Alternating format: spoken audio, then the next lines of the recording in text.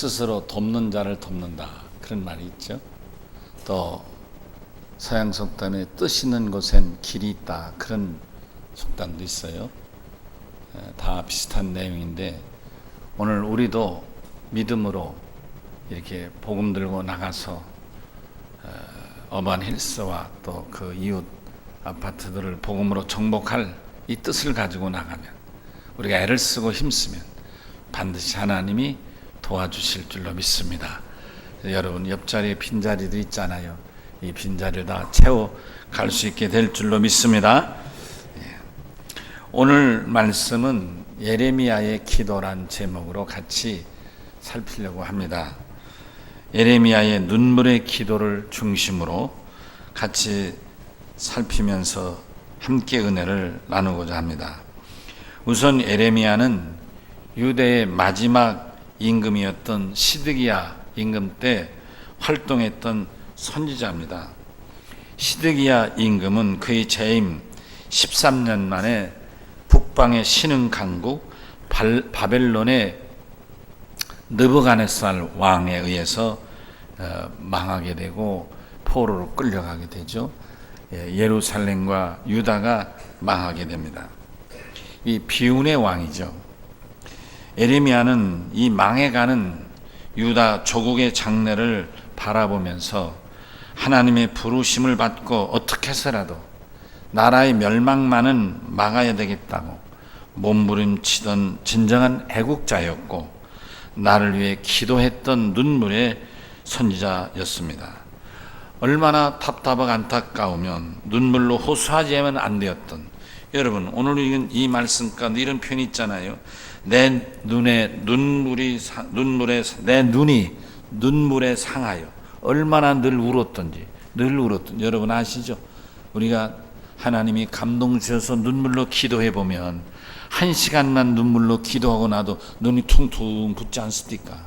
근데 이렇게 늘 눈물로 눈을 가리니까 눈이 상해서 내 창자가 끊어지며 내 간이 땅에 쏟아졌다, 이렇게 표현하고 있잖아요. 얼마나 안타깝게 부르셨으면. 망해가는 유다의 마지막 구국의 기도자, 선지자였던 겁니다. 본문은 예레미야가 눈물로 기도한 내용입니다. 그래서 본문은 눈물의 기도라고 해서 예레미야의 애가라고 합니다. 애가란 말은 슬프레자, 노래가자잖아요. 그러니까 슬픈 노래란 뜻이죠. 망해가는 조국의 앞날을 안타까운 마음으로 바라보면서 온몸으로 느끼면서 예레미야는 눈물로 하나님께 호소를 합니다. 본문은 바로 그런 슬픈 예레미야의 노래 중에 일부분입니다. 예레미야서는 여러분, 구약의 선지자가 많은데 구약에는 대선지자를 셋이라 하고 소선지자를 12이라고 말합니다. 그 대선지자와 소선지자라는 뜻은, 대선지자가 몸이 큰 대인이라는 뜻이 아니고, 소선지자는 뭐 사람이 체구가 작다는 뜻이 아니라 얼마나 성경에서 그 활동을 많이 기록했느냐, 성경에 많이 기록된 선지자를 대선지자라고, 성경이 양이 적은 사람을 소선지자라 하는데, 여러분, 대선지자는 세 사람이에요. 이사야가 있고 예레미야가 있고 에스겔이 있습니다. 아멘이시죠? 예, 그래서 대선지자 이 세 사람이, 이사야서는 66권, 신구약 전체 합한 것과 같이 이사야서는 66권이고, 이 예레미야서는 그보다 9권이 작은 57권입니다. 근데 이 57권을 또 들여다보면 예레미야서가 있어요. 예레미야서, 그거는 52장이고 예레미야 애가가 5장이 붙습니다. 그래서 합해서 57장이 되는 것입니다. 아멘이신가요? 그 다음에 에스겔서는 그 다음에 세 번째 대선자인데, 에스겔서는 58장입니다. 58장, 48장이에요. 그래서 공교롭게도 9장. 이사야보다 예레미야서가 9장이 모자르고, 또 예레미야보다 에스겔서가 9장이 적습니다. 이래서 대선지자라는데 그 중에 두 번째 대선지자가 바로 예레미야인 것입니다. 다만 본문은 예레미야가 하나님께 조국 유다의 멸망을 막고자 눈물로 하나님께 기도한 내용과 유다의 임금과 백성을 향해서 호소한 내용이기도 한 것입니다. 눈물로 호소했다고 해서 5장을 따로 떼어서 에레미야 에가라 이렇게 부릅니다. 지난주에 히스기야의 눈물의 기도를 통해서 우리 모두 함께 크게 은혜 받고 도전을 받았었는데, 이 시간에는 에레미야의 기도를 통해서 다시 한번 더 큰 은혜와 감동, 그리고 진정한 나라 사랑에 대한 도전을 받는 귀한 시간이 되시기를 바랍니다. 에레미야는 눈물의 선지자라고도 부릅니다.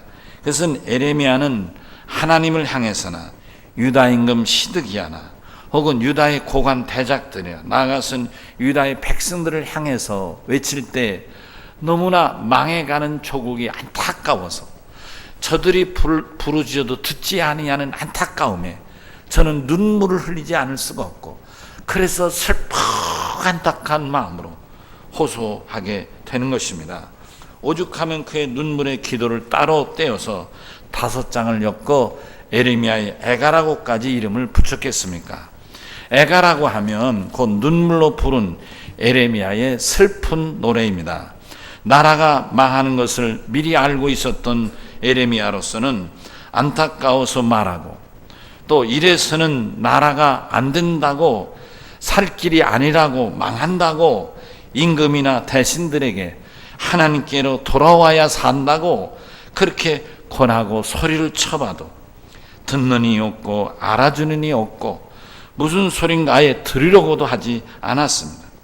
그는 심지어 반역죄로 이 못된 놈은 나라를 망하기를 원한다고 못된 놈으로 그래서 뒤집어 세워가지고 왕궁의 지혜 감옥에 갇히기까지 했습니다. 그러나 그는 너무나도 답답해서, 그리고 어떻게 자기 힘으로만은 해결할 수 없어서 가슴을 치며 하나님께 눈물로 호소하고 백성을 향하여 부르짖을 수밖에 없었습니다. 그것은 에레미야의 소리는 마치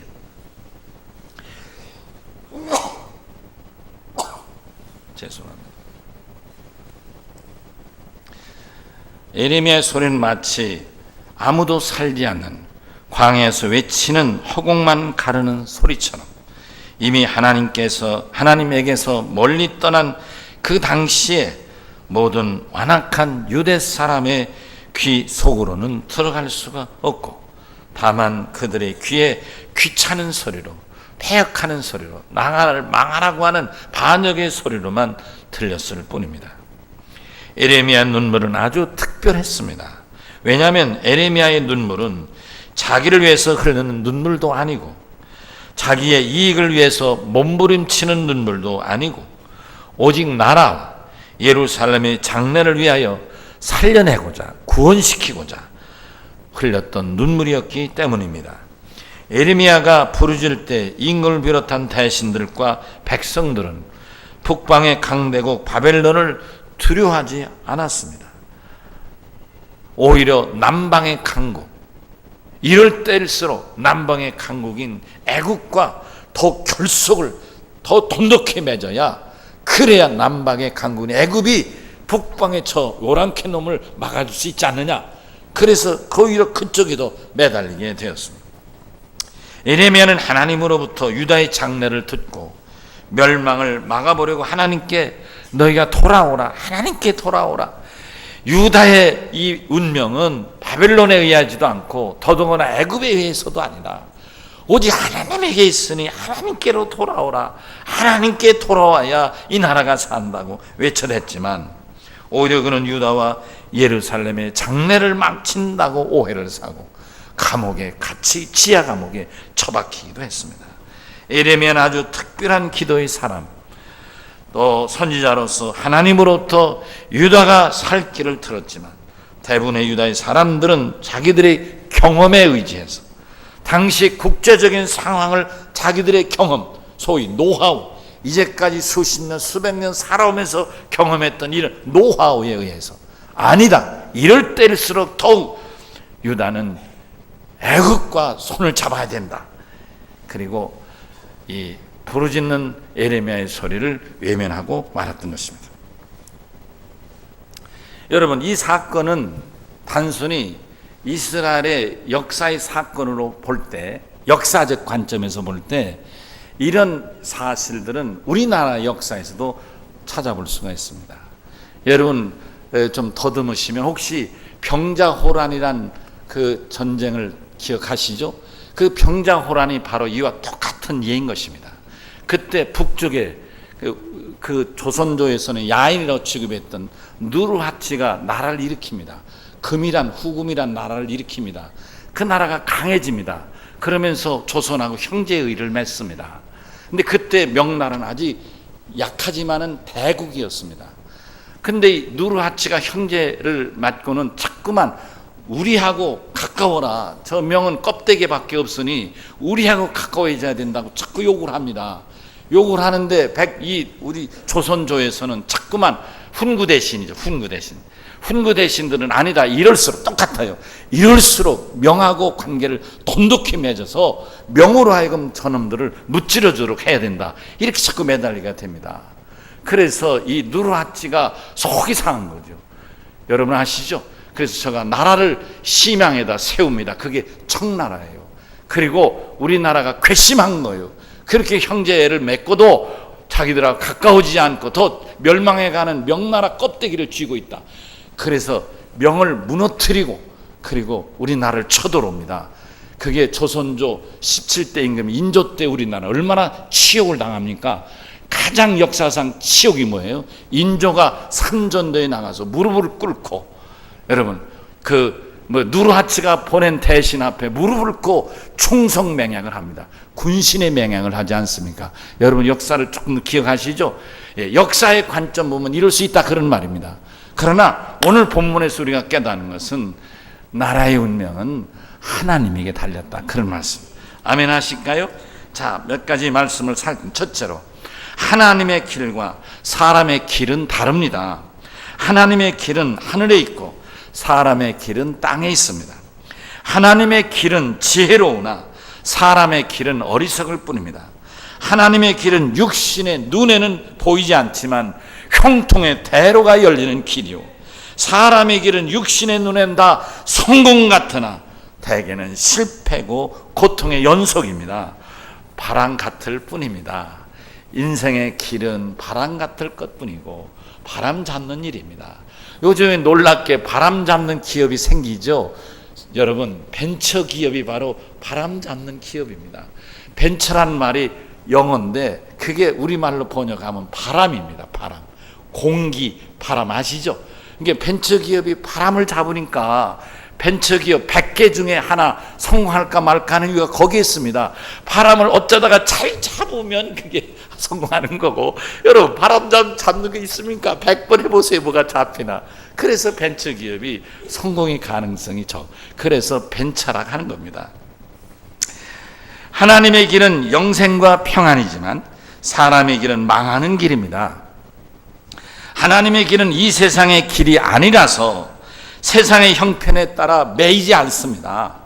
하나님이 인도해 주시는 길에는 여러분 트랙잼, 교통체증이 없습니다. 러시아워 바쁜 시간이 없습니다. 우리가 차를 몰고 퇴근길을 러시아워에 시내 가려면 얼마나 시간이 많이 걸립니까? 하나님의 길은 이런 게 없습니다. 그냥 쭉쭉 대로만 열릴 뿐인 것입니다. 할렐루야.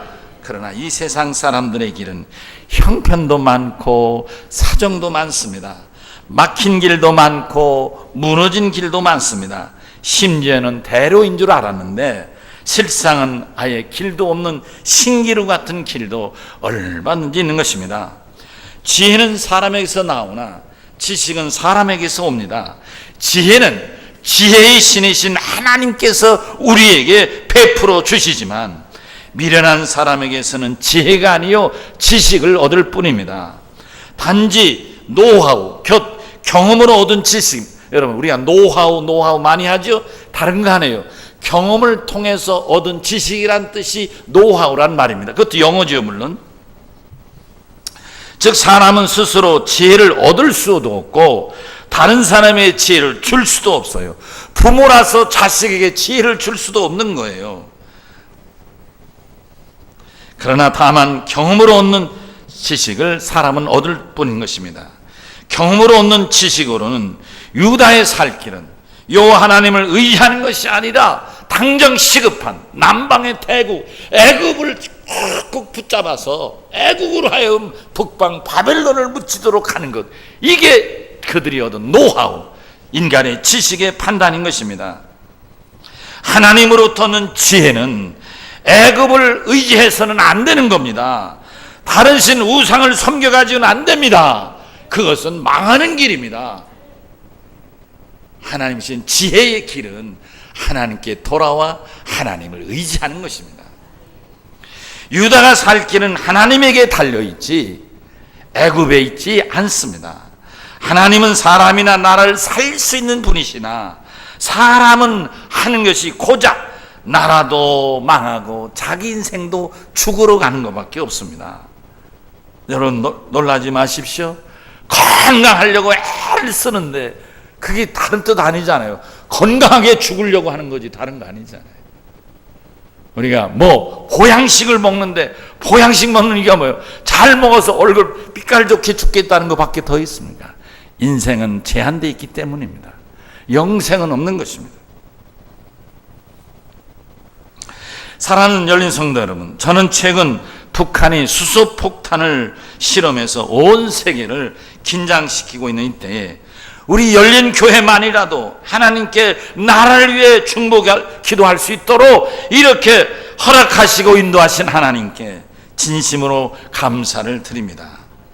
우리나라가 이런 위기 가운데서 번성하며 사는 길은 분명합니다. 하나님께 의지하고 하나님께 지혜를 얻어야 합니다. 우리들의 지식이나 경험에 있지 않고 오직 전능하신 하나님, 만군의 여호와 하나님께 달려 있습니다. 인터넷에는 별별 여러 가지 얘기, 이론들도 많습니다. 어느 서울대학교, 제가 개인이니까 이름은 소개하지 않아요. 서울대학교 어느 원자력 공학과 교수가 이런 얘기를 했습니다. 우리나라는 원자력 기술이 세계적인 기술이라는 거예요. 게다가 우리나라는 슈퍼컴퓨터를 갖고 있다는 거예요. 북한은 원자력 기술 수준도 굉장히 일천하고 슈퍼컴퓨터 같은 거 없으니까 10년 이상 그거를 만들려고 애를 쓰고 그걸 한다 만들었다 실험하려니까 지압하고 원자력 폭탄 터뜨리고 해서 여기까지 한 11년 이상 걸렸다 이거예요. 우리나라는 그럴 필요가 없다는 거예요. 우리나라는 원자력 수준이 세계적 수준인데다가 슈퍼컴퓨터가 있기 때문에 원자력 폭탄 만드는 거 슈퍼컴퓨터에 시뮬레이션 해가지고 만들어버리면 원자폭탄 만드는 거 정부가 맘만 먹으면 5개월이면 만든다. 그래서 마지막 슈퍼컴퓨터에서 완벽하게 만든 다음에 마지막 한번 땅굴 파고 핵실험하면 그럼 완성돼. 그러면 딱 6개월 걸립니다. 그러니까 넉 잡고 지금부터 6개월이면 이북이 만든 수소폭탄 정도 우리나라는 만들어낼 수 있다는 거예요. 그러니까 하는 말이 필요하다면 우리도 만들 수 있다 그런 얘기를 했어요. 저는 이 얘기를 듣고 놀랐어요. 야, 우리나라도 대단한 수준이구나. 근데 여러분, 저는 이 얘기를 들으면서 마음에 그러면 됐다. 마음이 놓이질 않아요. 우리도 그럼 6개월 만에 수소폭탄 만들어 놓으면 마음이 든든하겠다. 난 그런 마음이 안 들어요. 그래도 불안해요. 여러분은 어떠세요? 이 과학자 얘기를 들으니까 우리도 수소폭탄 만들어내면 되겠다. 마음이 놓이세요? 저는 그런 방법에 동의할 수 없습니다. 나라의 번영과 안정 그리고 발전과 안전은 사람의 지식에 있지 않고 전적으로 하나님께 달려있기 때문입니다. 하나님의 주시는 지혜로 우리나라가 번영하고 안정하고 나아가선 통일도 가능한 줄로 믿습니다. 여러분, 조금 제가 좀 더 사족을 붙인다면 그 과학자가 말한 대로 정말 우리가 6개월 만에 수소폭탄을 만들어 뒀다 합시다. 그러면 어떻게 되겠습니까? 일본이 가만히 있겠어요? 한국도 만들었네. 여러분, 일본이 가장 신경 쓴 나라가 우리나라 유감스럽게 우리나라가 군사력으로 강화시킨 것에 대해서는 굉장히 신경 쓰는 나라. 우리나라 때문에 지금 저러고 있는데 만약 우리나라가 핵무기를 만들었다. 아이고 잘됐다 하고 일본이 대부분 내 핵무기 만들죠. 예. 지금 일본 우리나라가 핵 잠수함 만들까봐 얼마나 신경 씁니까? 당장 만들죠. 우리나라가 만들면. 그러면 생각해요. 우리나라 핵무기 만들죠. 일본 핵무기 만들죠. 일본, 한국, 북한, 중국, 러시아. 아이고, 여기는 아주 북동 아시아는 완전 핵무기 떠밀이야. 그러면 안정이 됩니까? 세계에서 가장 불안한 지역이고 완전 초토화될 지역밖에 더 되겠습니까? 이거는 아니라고 생각. 하나님을 의지하는 길인 줄로 믿습니다. 다른 신 곧 우상을 섬기면 망합니다. 우상을 섬기면 개인도 망하고 국가도 망합니다. 예루살렘과 유다의 멸망은 나라가 약해서도 아니고 군대가 없어서도 아닙니다. 유다의 위기는 단 한 가지입니다. 전능하신 하나님을 의지하지 않고 사람을 의지했기 때문입니다. 여기서 사람이란 것, 사람의 힘이나 권력, 사람의 돈이나 재산, 사람의 지식이나 경험 등을 통틀어서 제가 말씀드린 겁니다. 이것들이 성경이 말하는 다른 신들입니다. 다른 신이란 곧 우상인. 유다 사람들은 바알과 혹은 그것 각각 족속들, 토속들이 희족석, 리먹석, 그런 가난족석, 일곱 족속이 섬겼던 그런 토속 신앙들을 섬겼습니다. 하나님 외에 하나님보다 더 중하고 나의 삶의 중심에 있어서 무슨 결정을 할 때 나에게 영향력을 주는 것이 있다고 하면 그것이 다른 신 곧 우상인 것입니다. 요 하나님이 나의 삶의 중심에 계시고 나의 결정들에 절대적으로 영향을 행사하시도록 해야 합니다. 그것은 믿음의 사람의 삶의 모습인 것입니다. 하나님이 영향을 미치면 믿음의 사람입니다. 내가 영향을 미치면 불신앙의 사람인 것입니다. 여러분, 에레미야서 1장이죠. 우리는 에가서인데 에가서 말고 에레미야서 1장 16절에는 이렇게 말씀합니다. 유다의 무리가 나를 버리고 다른 신들에게 분향하며 자기 손으로 만든 것들 곧 우상에게 절했은즉 내가 나의 심판을 그들에게 선고하여 그들의 모든 죄악을 징계하리라. 이 하나님의 이 분노가 에레미야를 선지자로 불러내게 하신 거고, 이 하나님의 징계가 너무나 분명하니까 갈수록 구체화되니까 어떻게하든지 하나님의 징계를 막아야 되겠기에 눈물로 호소하고 부르짖고 외치고 감옥에서도 입을 다물지 않고 외쳤던 겁니다. 너희가 하나님께 돌아와라. 하나님께 돌아오고 애굽을 손잡지 말고 차라리 신은 바벨론을 손잡으라. 바벨론이 애굽을 치고 유다는 저절로 망하게 되는데 무슨 얘기냐. 이건 아니라고 외쳐냅니다. 그런데 노하우를 갖고 있는 저들은 무슨 얘기요? 애굽하고 손을 잡. 저놈은 군사도 아니고 고관도 아니고 아무것도 아닌 것이 건방지게 뭘 한다 헛소리 하느냐. 저거 바벨론에 저거 앞제비 아니냐고 오히려. 그래서 감옥에 쳐든. 다른 신을 섬기면 망합니다. 하나님을 의지하면 삽니다. 아멘 하실까요? 아멘 합시다. 우리나라의 위기는 북한의 수소폭탄에 있지 않고 전적으로 백성들이, 특히 믿는 성도들이 하나님에게서 이미 멀어진 데 있습니다. 저는 하나님께 진심으로 감사를 드립니다. 이 위기를 극복하기 위해서 하나님께서 우리에게, 우리 교회, 우리들을 향해서 33릴레이 합심 기도를 하도록 허락하셨기 때문입니다. 우리 온 국민이 다 하나님께로 돌아오면 얼마나 좋겠습니까? 그러나 그것을 말하기 전에 먼저 우리 믿는 성도들이라도 하나님께로 돌아와야 합니다. 돈이나 물질, 우상으로부터 돌이켜 회개하고 하나님께로 돌아오는 길만이 이 나라가 평안하고 우리아천이 같은 위기에서 벗어날 수 있기 때문입니다. 기도하는 백성인 나라는 결단코 망하지 않습니다. 에레미야처럼 눈물로 나라를 위해 기도하는 깨는 백성이 있으니 하나님이 지켜주실 줄로 믿습니다. 창세기 19장은 여러분 잘 아시죠? 아브라함이 하나님 앞에 매달려 기도함으로 조카 롯이 있던 소돔과 고모라의 멸망 중에서도 그 조카 가정을 구원한 사건입니다. 아시죠? 예. 하루는 아브라함이 정자에 쉬는데 자기 앞을 지나가는 일행이 있습니다. 세 분인데. 그래서 여기까지 오시나 고생하셨다고 힘드신데 우리 집에 잠깐 들어가셔서 발을 좀 씻으시고 그래도 뭐라도 좀 드시고 가십시오. 그래서 그분들을 모시고는 극진히 살찐 송아지를 잡고 고운 가루를 빻아서 그래서 떡을 굽고 해가지고 아주 맛있게 진수성찬을 차려드렸습니다.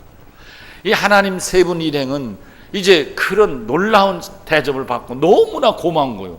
아니 나그네를 물 한 잔만 줘도 감사하고 이 오래 걸어서 발바닥이 아프니까 찬물로 그저 발만 씻고 가고 해도 고마운데 이렇게 진수성찬까지 대접하니 너무 고마웠던 거예요. 감동이 되신 거예요, 하나님이.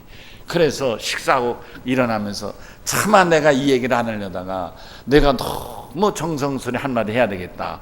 무슨 말씀인가요? 했더니 실은 우리가 소돔과 고모라가 너무 죄악이 많아서 관영에서 하늘에 닿았기 때문에 우리가 소돔과 고모라를 유황불로 멸하기 전에 실사를 하러 간다. 정말 그런가? 구원의 가능성이 없나? 실사하고 그리고 유황불로 멸하러 가려고 한다. 이렇게 실사로 간다고 얘기하는 거예요. 그때 아브라함이 놀란 거. 왜요? 거기에 누가 살아요? 자기 피부 차나 있는 롯 조카 롯이 사는 거예요. 그래서 그 하나님 일행에 기도하고 매달립니다. 세상에 의인을 죄인과 함께 멸할 수 있습니까? 그래서 막 매달립니다. 하나님은 그럴 수 없지. 의인을 왜 죄인과 멸하느냐? 그러면 소돔과 고모라 의인 몇 명 있으면 되겠습니까? 50명 있으면 멸하지 않겠습니까? 막 이럽니다. 그랬더니 그래 거기에 의인이 50이 있다면 의인으로 인하여 멸하지 않겠다. 아브라함이 50명 얘기를 하니까 이게 뒤가 캥기는 거예요. 50명을 어디서 찾아요? 그래서 또 기도하고 또 기도하고 한 번만 용서해달라고 기도하면서 매달려서 몇 명까지 끌어내립니까? 10명까지 끌어내립니다.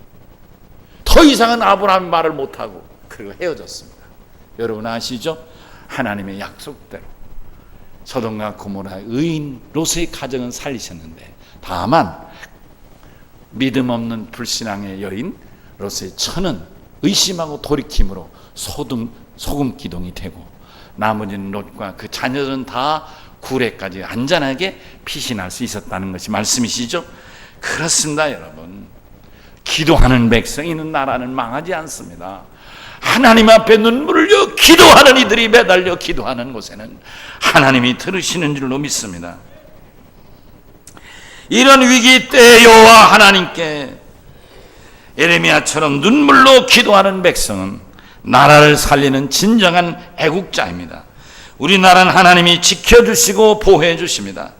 북한의 원자폭탄이나 수폭탄이나 혹은 그들이 자랑하는 미사일을 두려워할 것이 아니라 전쟁을 주관하시는 만군의 주 여호와 하나님 앞에 나의 믿음 없는 것을 두려워해야 합니다.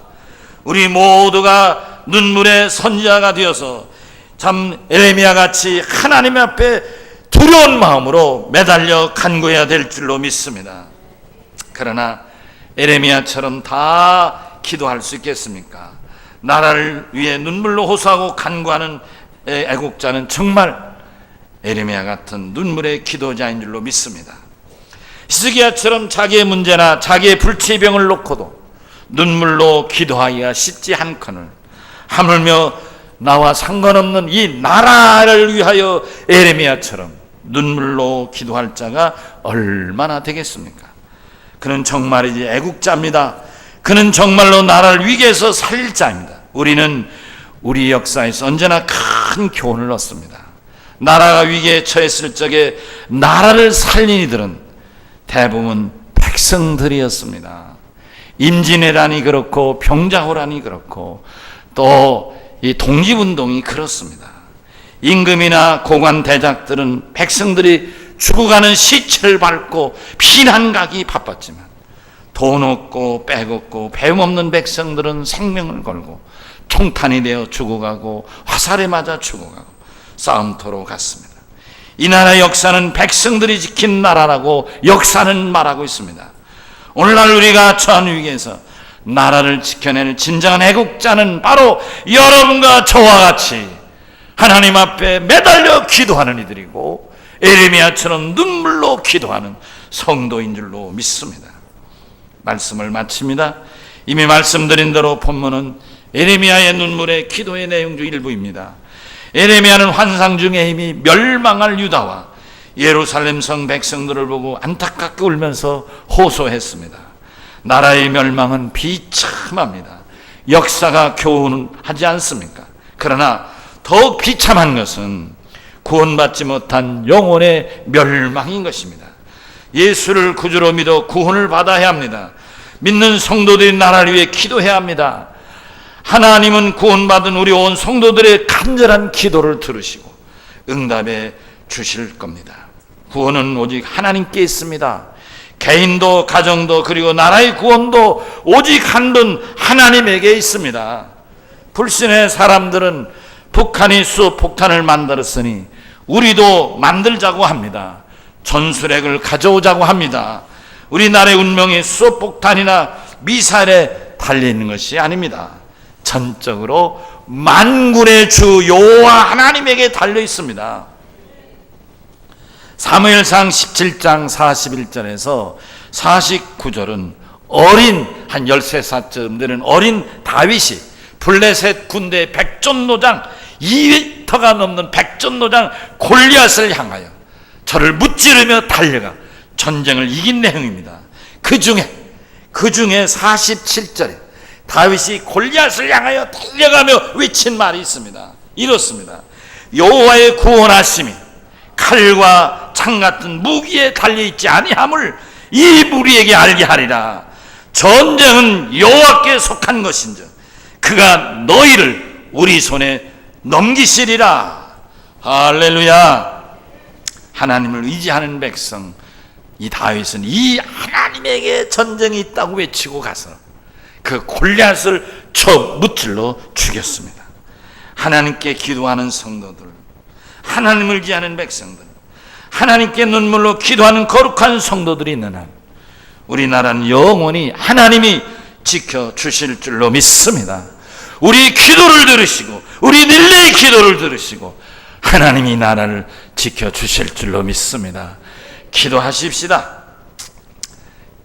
우리 다 같이 오른손을 들고 주여 한번 간절히 걸었습니다. 주여 기도하오니 우리나라를 지켜주시옵소서. 다 같이 주여 외치고 기도합니다. 주여. 아멘. 우리 간절한 마음으로 기도하지 못하는 마음, 회개하는 마음으로 280장을 부르면서 헌금을 하겠습니다. 회개하며 돌아오는 심령으로 찬송합시다. 전부